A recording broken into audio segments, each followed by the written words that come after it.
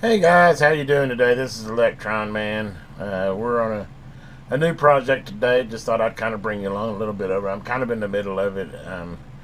Actually, I didn't start recording taking it apart, but I thought I'd kind of bring you in on the troubleshooting I'm having with it. Anyway, I got gifted this STA. What is it? It's model STA 120B realistic home receiver, and actually, my sister found a real good deal on the estate sales where she got it at, and I think she got it on the last day. But anyway, I got it in here and started checking it out, and the left channel wasn't working on it.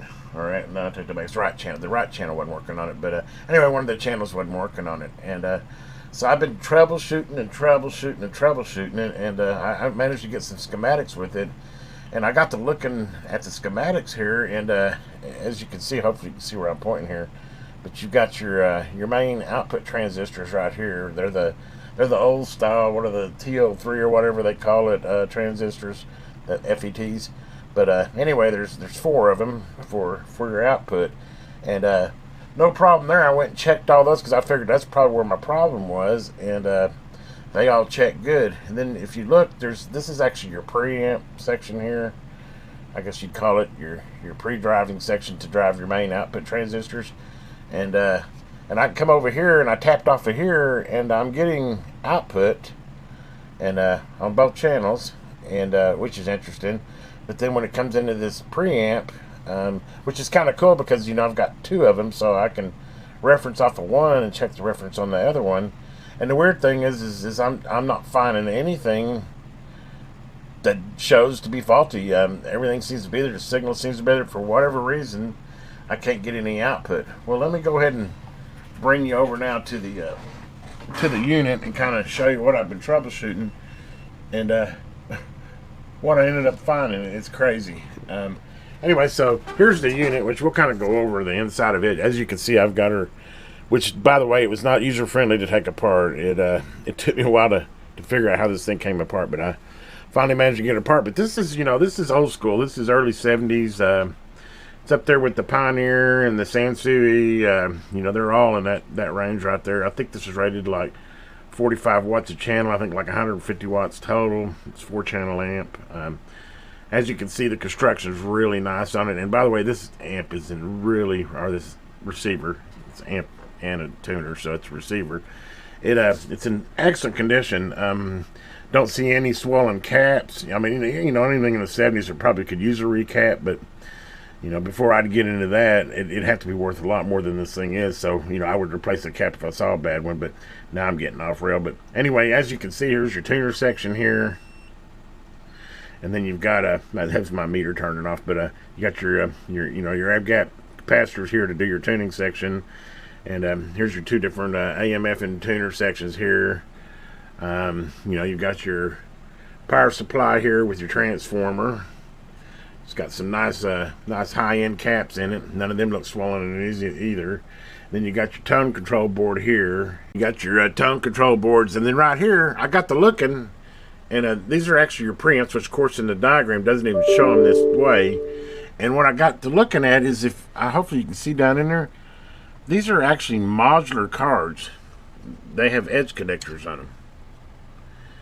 So your left and right channels, the preamps on them are actually modular in here, and I'm like, I've never seen that before, and I'm not even sure they did it. Maybe just to make it easy to service. I'm not really sure, but anyway, as you can see, they just plug in and just have a one-sided edge connector on them. It sits down in the here like this. And the same thing on this side, but anyway, I'm getting off the. So anyway, it's got these two preamps here, and then obviously it feeds back into, these are your main output FETs, or your main output transistors in the back. Well, the silly diagram doesn't show that edge connector, and lo and behold, I pulled the right channel out. This is this one right here, and I just took an eraser, cleaned the contacts on it, squirted a little bit of my electronic cleaner down in the actual socket, plugged it back in, and voila, the whole thing's up and running. Another one of those, I guess you should keep it simple, but looking at the diagram, why in the world would you on a schematic not show those edge connectors? that probably would have been one of the first places I would have went if I'd thought about it. And I'd been in there a while till I realized I thought that was just, they were just vertically mounted. I didn't realize they were actually cards like a computer. They were actually on edge connectors. But anyway, I cleaned it up. I've got her obviously in 1,000 pieces right now, but she should give me sound right now. Never beaten Tom Brady with 7-0. There you go. Against them. Tonight's winner travels to San Francisco, and next week, LeBron James became the youngest player to score 30. Appears to have full output. Of course, it's got them old silly fuse type bulbs in it. I'm going to have to order some of those. The one on the left here is not lit.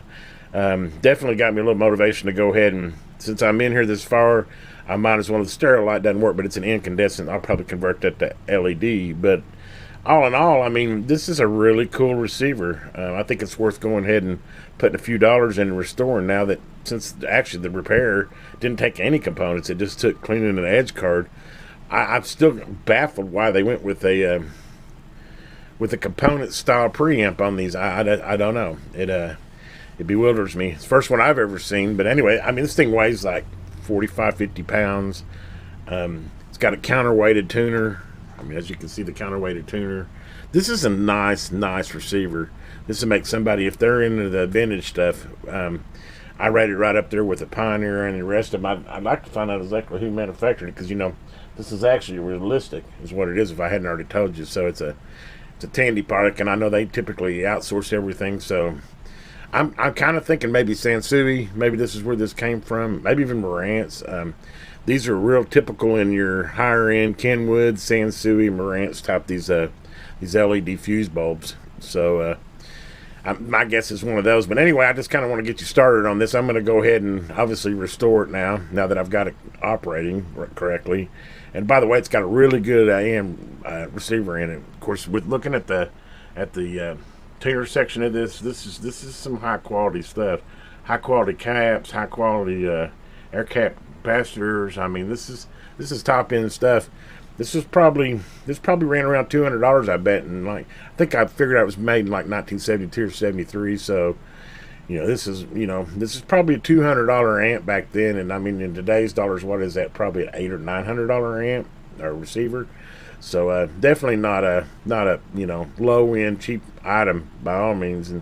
And back then, 150 watts or 45 a channel is very respectable. Even today, that's more than enough to light a room up with music.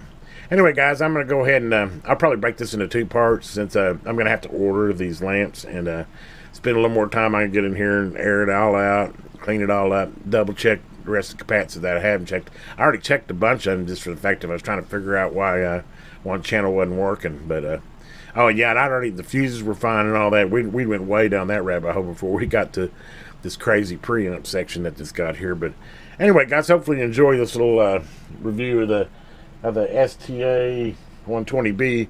I'll come back when I've got the bulbs, and it's kind of nice I got it this far apart, because I can get there was a lot of dust behind it, and obviously all the controls needed good cleaning, so it gives me a good opportunity to get in there and do a full service on it. But anyway, this will probably be for sale at some point. I don't know if I'll put it on eBay or what, but really nice little receiver here. Somebody that's into vintage electronics. Anyway, guys, have a great day. Look forward to part 2 when I have her all back together, and we'll kind of give her a drive-through.